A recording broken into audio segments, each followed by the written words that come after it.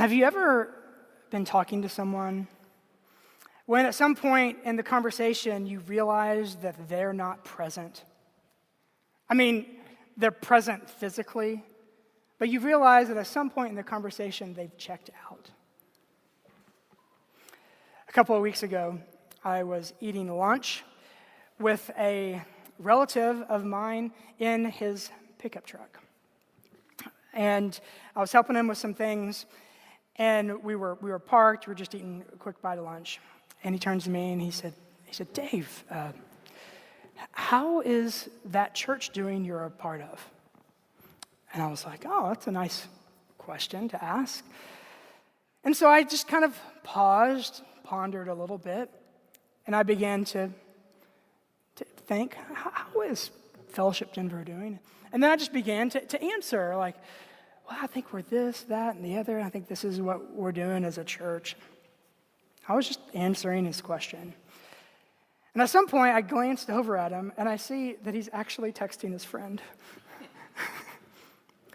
You see, he was there present. He was there physically, but he wasn't actually present with me. Our sermon series this summer is called Knowing God. And in this series, we are exploring the relational dynamics between us and God. What does it look like to actually know God, to be relationally connected with Him? For us, as we are, to connect with God as He is. What does that even look like and feel like? And so we are exploring the Psalms in order to do that. And today we are going to ask this question. What kind of person is present with God? Or we could ask it another way. What kind of person is receptive to God's presence? Now, most of us in this room experience God's presence differently. For some of us, the most difficult part of Christian discipleship is not actually learning to do the right things or keeping up with the to-do list, but rather learning to be fully present with God. For some of us, the most difficult thing is not working through, hey, this is what I ought to do, but rather it's desiring just to be with God and to enjoy His presence. Slowing down not just to hear His instructions to us, but simply to be with Him. For some of us, that's the hardest thing to do. For others of us in this room who perhaps are beginning to explore faith for the first time, if you're honest with yourself, you might say something like this. I've had very little to zero experience with God. In fact, some have said, I've never really felt this presence you speak of. However, perhaps your spouse or your kids or your coworkers, maybe someone you know has experienced God's presence. And so here you are this morning in this church to give it a shot. Still, for others, they may go from spiritual experience to spiritual experience. They actually have lots of spiritual encounters with God, but those encounters actually have made very little impact in their character. And they may go from experience to spirits, but their internal character, who they are, isn't really impacted or changed by those experiences. So, no matter where you are in this, the psalm we're going to examine today, that we're going to ponder and meditate on today, will help each of us, no matter where our starting points are, will help each of us experience more and to be open to more of God's presence. So let me give you some background of Psalm 15. Well, Psalm 15, if you look, verse 1, right above verse 1, has a title, A Psalm of David. So we know this is written by David, who was king of Israel. He lived about 1,000 years before Jesus, so this is 3,000 years old. So this is an ancient text of wisdom here, of an explanation of David's experience with God, and many of the Psalms are written by David. However, with this psalm in particular, we don't really know the context. In other words, we don't really know when in the life of David he's writing it. Sometimes we're given a description of the context and it helps us understand the meaning a little bit. We're not really given that in this psalm. However, this is what we do know. What we do know is that he wrote this psalm to dramatize the experience of walking into a sanctuary that housed the very presence of God. The psalm is like a drama of someone who is about to enter into church, enter into a sanctuary where God's presence is. And it's a drama that comes in the form of a question and an answer. The question is asked by the potential worshiper, the person who might want to experience God's presence, and the answer is provided by either the priest or perhaps the answer is given by God himself as to who it is who can come into his presence. We're not exactly sure which one, but that's the idea. And so let's look at the question, verse 1. O Lord, who shall sojourn in your tent? Who shall dwell on your holy hill? Let's look at this word sojourn. Sojourn in your tent. Sojourn, for generations, the people of Israel were a wandering tribe in which the place of worship was itself mobile. And so their experience with God was in the context of constant movement. Their experience with God was actually in the context of personal, spiritual, emotional instability. They were on the move. The place where they worshiped was in a tent, which means that the place where they worshiped itself was mobile. Now, just try to imagine. Could you imagine having a place of worship where every time you get together, you have to set up and tear down? And then just to have church, you'd have to set up and tear down over and over and over. I know it's hard for some of us to imagine that. It's interesting. Denver is a city on the move. It's a city that's filled with people who are coming and going. It's a transitional city for many of us. And we've recognized that when many people move to Denver, because they're in transition, what happens is that spiritually they begin to nosedive. Because they're sojourners. They're traveling through. They haven't been able to find any stability. And it's difficult to connect with God, and yet this is the question. The first question, who shall sojourn in your tent? Who in your instability can actually be with you and experience stability in an unstable setting? Second question, who shall dwell on your holy hill? To dwell simply means to take up residence. So 5 people and 1 dog dwell in my house. But what it really means to dwell is not just to live together, but it's actually to allow other people simply to be and to appreciate them for who they are, not require tons of things from them, but simply to exist, to dwell, to be together. If you're new to Fellowship Denver, actually for the past 3 weeks, you've never seen me before because I've been gone. And for 2 of those 3 weeks, I was actually on a road trip with my wife, Renee, and our 3 kids. And we drove in our car to Manhattan. And not Manhattan, Kansas, to Manhattan in New York. And we scheduled out what the mileage would be, and it was 4,500 100 miles. The amount of hours we'd be in the car would be 75 hours. 3 kids, 12, 9, and 6, and Renee and I. So let me tell you how it started. We got into our car together. When you're in a car, you're like trapped because you're going. You can't just exit. And so at first, it was really cool because you can catch up. You can catch up on things you haven't been able to talk about. You can hear how the kids are doing, and it was fantastic. And we got a chance to catch up right as we were sort of passing the airport.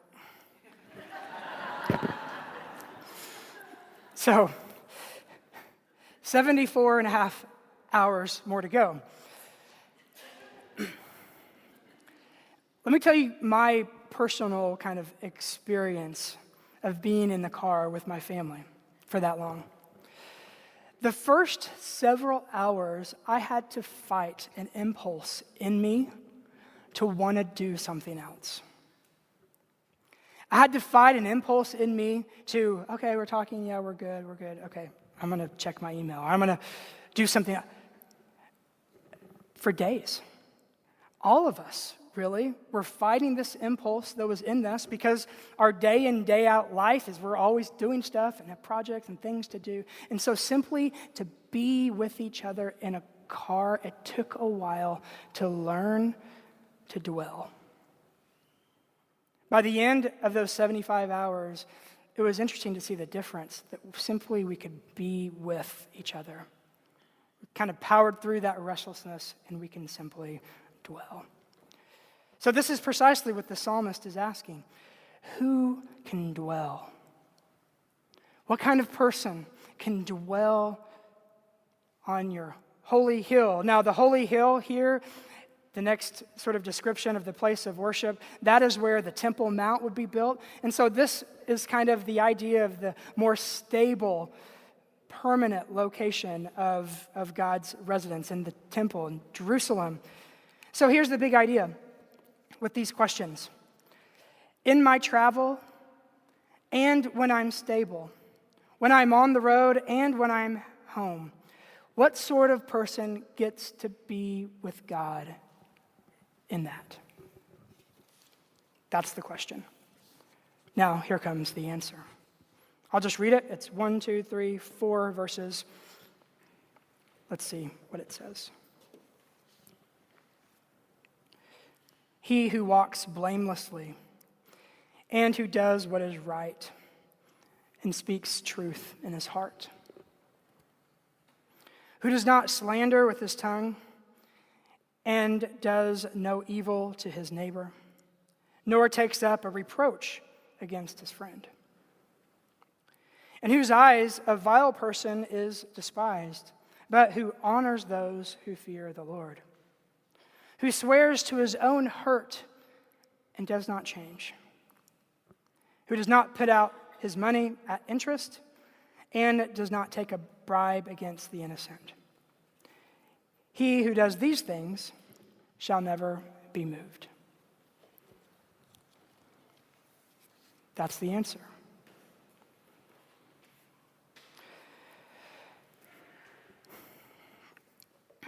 The requirements we see in this person, it's interesting, they're not external requirements, but rather they're related to someone's character. It's not concerned with one's spiritual resume or what family you come from, but rather it describes someone whose conscience is laid bare before God. This is a description of someone whose interior life is in alignment with God. So, evidently, there are parts of our own character that makes us conductive to God's presence. Evidently, there is something in our own soul that allows us to be spiritual conductors more receptive to God's presence in our lives. Can I make an observation? And this observation is based just on doing ministry in Denver for 10 years. Over the years, in the context of this church, we've seen not a ton, but a handful of people have been a part of fellowship and then have just decided to leave the faith. I don't believe in this anymore, whatever. And they fall away from God. And here's the observation. As they leave, they say something along the lines of, one, I don't really sense God's presence anymore. Like I go to church and I go to fellowship group and I do all these things, but it's like nothing's happening.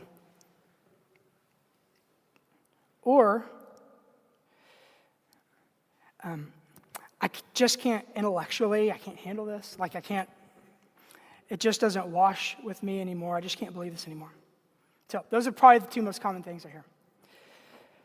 However, more times than not, when pressed, the real issue of why that person leaves is not an issue of the intellect. The real issue is not an issue of belief. Rather, the issue is one of personal obedience. In other words, there is something in their character that they have in which they have given in to some lower urge or some base impulse that has made them no longer receptive to God's presence. They don't sense God's presence because they have something else in their life that has replaced it. They don't have God's presence anymore because they don't want it. But what we have here in this psalm is a description of someone who does want God's presence, who desires and asks, who can dwell with you, God? What sort of person can dwell with you? Here's a description of someone who desires it. Let's look at it more carefully. Verse 2 begins like this. He who walks blamelessly and does what is right and speaks truth in his heart. To walk blamelessly means to walk doesn't mean physically just to walk, without stumbling, but it's a description of your life. The one's life is consistent. To walk blamelessly doesn't mean that you don't make mistakes. It simply means that your life is whole, that there are no secrets. So walk blamelessly and does what is right. To do what is right, so that's not just someone who keeps his nose clean or someone who tries to prevent making mistakes. Rather, to do what is right means you intervene when necessary. It means you're okay with rolling up your sleeves and getting messy and intervening if it's the right things to do. This isn't a description of someone who plays it safe. It's someone who does and acts what is right and speaks truth. So what he does and what he says, there's consistency there. How the person walks and what it is that comes out of his mouth are the same. In the last description, does truth where? In his heart. This is a way of saying that this person does this in a way that's not an act. It's not religiosity, it's not fake, it's not phony, it's true. It's authentic. Comes from the heart. Several years ago, my wife and I, before moving here, I did grad studies in England, and we lived in this town in northern England called Durham. And I was given a supervisor, and my supervisor's name, his name was John. John was and still is a world-famous scholar in his field. And he was famous for being really smart and famous for being really tough on his students. Now, I was one of his students, and turns out he was really tough. He required of me more than I thought was possible that I could give. He required a ton. But he did something else too. He invited me and Renee and our little infant Will into his house.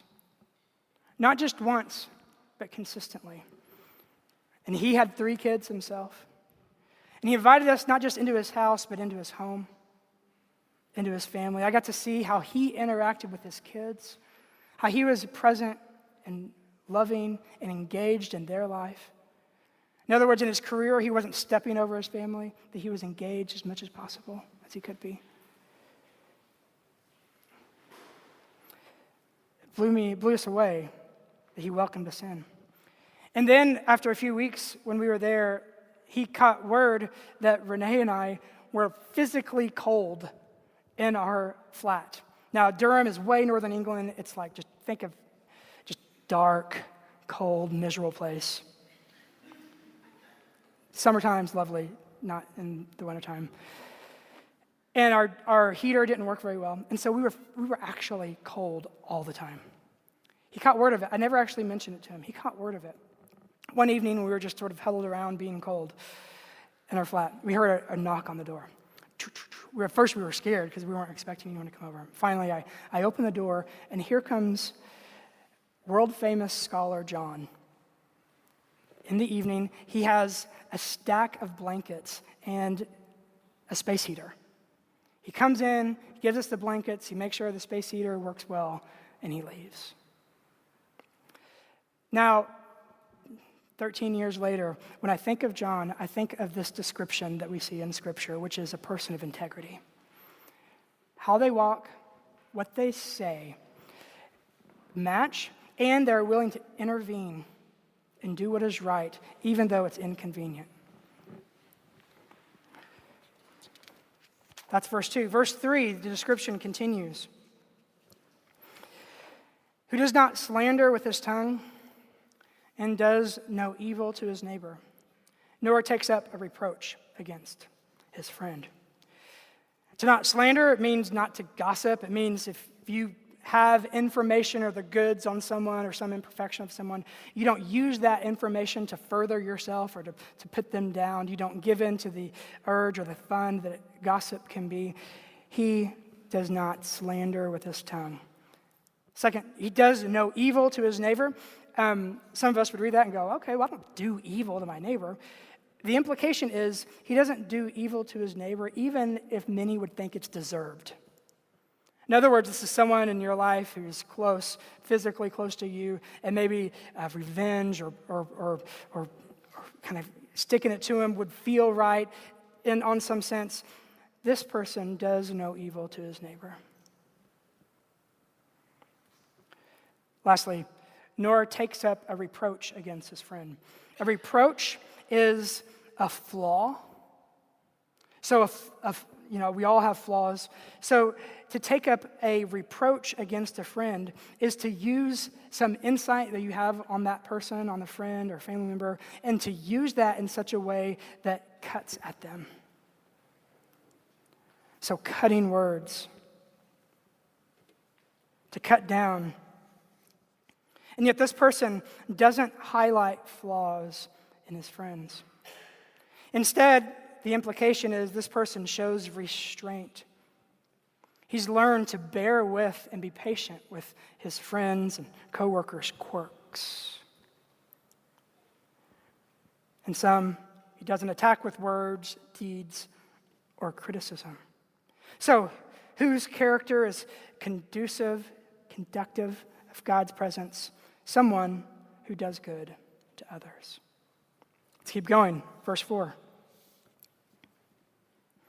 In whose eyes a vile person is despised, but who honors those who fear the Lord. Now, at first glance, you may think that's kind of a crappy attitude to have. In whose eyes a vile person is despised. Like, isn't that kind of pharisaical? No. The reason why we know this is not a pharisaical attitude, because if it was, it would violate verse 3, which we just read about. Rather, what this means is this. It is not a pharisaical attitude towards sinners. Rather, it is a demonstration of discernment. The word that's translated despise here does not mean hate or to look down upon. Rather, it means a decision not to give weight to someone's words. In other words, what we have here is a description of discernment. It's a description of someone who can hear and listen to trends, to popular voices, and can begin to discern, should I give weight to this? Should I allow myself to be influenced by this or not? In whose eyes a vile person, and by the way, this vile person is probably really popular and famous and sought after. In whose eyes a vile person, their words are not considered weighty. Yet, in contrast, but who honors those who fear the Lord. Rather, this person has the discernment to hear the ring of truth in surprising places. And can begin to say, hey, I will allow myself to be influenced by this person because they fear the Lord, because they are saying what is true. And maybe that's against the stream of popular thought. It's interesting, all you have to do, if you're on Facebook, all you have to do is, just observe your Facebook page over the course of a week, and you literally see all of your friends in the country just whoosh, whoosh, blown and tossed by all kinds of trends and thoughts, conversations. But this is a person who has the ability to discern. So who is conducive to God's presence? Someone who has discernment. Keep going to the end of verse 4. There's another one. Who swears to his own hurt and does not change. In other words, this is someone who has promised to do something. And even when keeping that promise is inconvenient or painful, that person keeps true to the promise. Who swears to his own hurt and doesn't change. Now, why is that important? Why is that aspect of character conducive to God's presence? In the New Testament, it said it this way: let your yes be yes, and your no be no.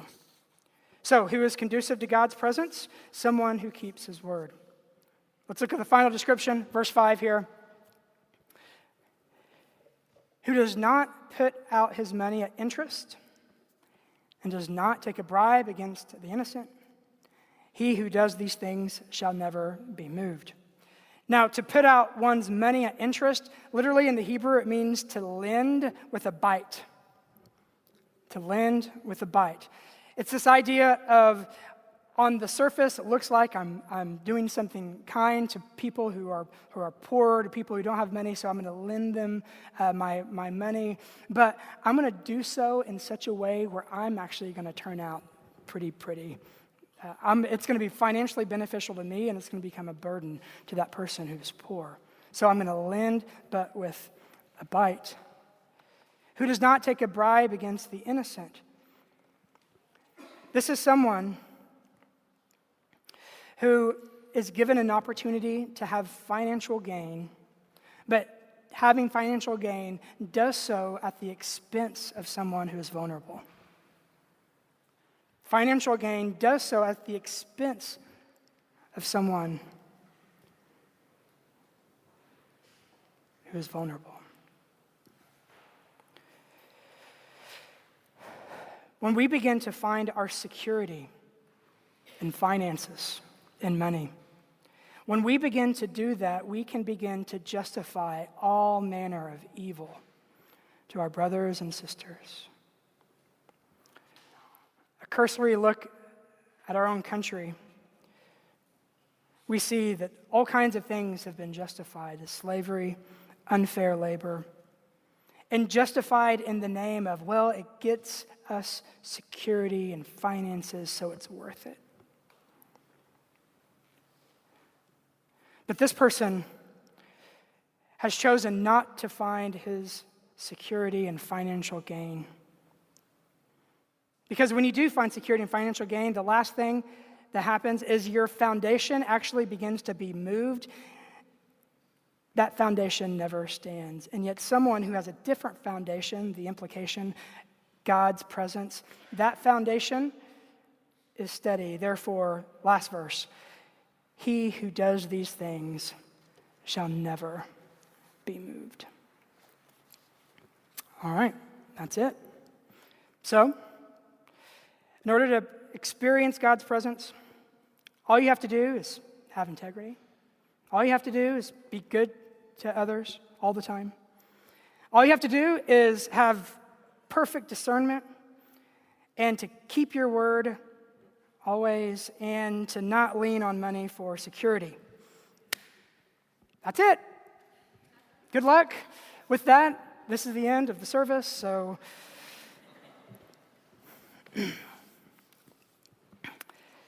two kind of reactions that we tend to have towards a list like this. The first reaction is something along the lines of, wow, that's really intimidating. That's not going to be me. So this is actually why I don't go to church. This is why I stay away, because that standard's a little high. It's just not going to happen. So I'm going to leave. Thank you. The other extreme is for someone to look at this and to go, I totally got that. It totally describes me. I am good. I am good to come into God's presence now because this is totally who I am. The intended reaction in this psalm is neither of those. Rather, there's actually a last requirement that's implied in this text. And it goes something like this. These descriptions were given to someone before they entered into the sanctuary. And the effect of this description was not that people would go, shoot, I'm totally blameless, I'm good, but rather to be welcomed into God's presence, knowing full well they have fallen short. To be welcomed into God's presence, knowing full well that they are in the need of forgiveness. The picture is you need to bring a sacrifice. The Old Testament, the sacrificial, you need to bring a sacrifice with you because you're not that. You have fallen short. In fact, if you may have noticed that there are 10 different requirements in this passage, and most scholars believe that these requirements are sort of to correspond with the 10 commandments. Because you look at the 10 commandments and you may think, I haven't murdered anyone. Yeah, maybe not. But have you spoken bad about someone? I haven't stolen. Okay, but have I trusted money to provide security? I haven't lied. I haven't borne false witness. Yeah, but have I kept my word? So the last requirement for someone who enters into God's presence, for someone who is conducive to God's presence, that requirement is humility. Is a deep felt, experienced need of forgiveness and of grace. When we look to the ministry of Jesus, we see this dynamic at play. Jesus, in his teaching, he didn't lower the bar to make it easier for people. He actually heightened the bar all the more. In fact, he would say, unless your righteousness exceeds that of the scribes and Pharisees. So he actually upped the ante, and yet his whole trajectory of his ministry was to head to the cross and to provide that sacrifice, to provide forgiveness, restoration, and grace that is needed. And what is that forgiveness, restoration, and grace? What does that do? It doesn't lessen the requirements. Rather, it provides forgiveness and empowerment and God's power to change us into that kind of person.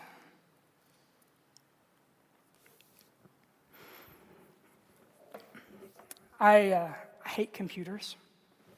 I hate them. Hate computers. In fact, when I went to college, I chose to go to college with a typewriter instead of a computer. And people are like, how old are you? Computers were a thing back then when I went to college, but I've never liked them. My favorite weeks at work is whenever our computers crash. I love it when I lose my phone. And the reason why I hate computers so much is because I don't really understand how they work, and I don't really care to understand how they work. They just continually frustrate me. So they're a necessary evil to me. Will, my oldest son, he's 12. He loves computers. Obsessed with computers. In fact, whenever one of our computers dies or I kill one computer, he'll say, Dad, can I have it? He'll take it down in the basement. He'll take it apart.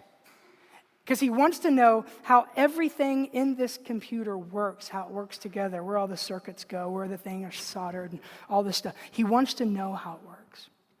Now, today, if you were to get me a new computer, I would say thank you. I would open it up, and immediately, just because it's me that's opening it, its potential as a computer is immediately subversed. It's suppressed. It will never be all that computer was meant to be or designed to be. However, if you give Will a computer, and by the way, he's reminding me of this right now, if you give Will a new computer, he'll open it up, all of a sudden a wave of possibility emerges. Because he wants to know and knows what it's capable of, what it's meant to be, to bring it out into its fullness. Now, when we think about being present with God, when we think about dwelling with God, could it be that his presence with us actually fosters in us everything that we were meant to be? Could it be that his presence with us doesn't just forgive and restore and give grace? It does all of that, but that his presence actually brings out in us what we were meant to be.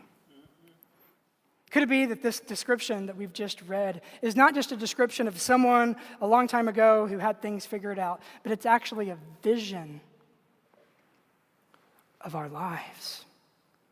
If our lives were in communion with God and we allowed him to be fully present in us in such a way that it fosters in us all of these characteristics, because perhaps that's who God has made us to be. Maybe that was his original intent. So who is it whose presence can be in God's presence? It's someone who opens up their lives to God's presence in such a way they allow God to be involved and to bring out and to foster everything that God has done in them. Maybe knowing God as righteousness is a picture of what it looks like to be fully present with God and to enjoy God's presence with us. Let's pray.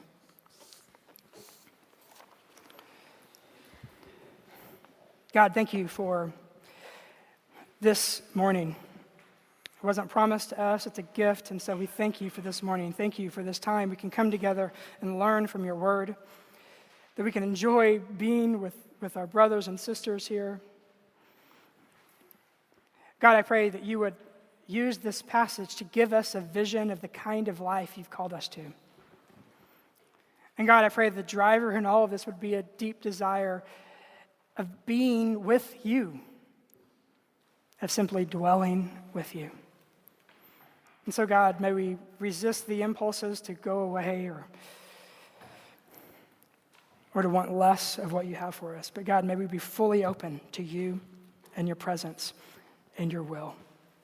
We pray this in Christ's name. Amen.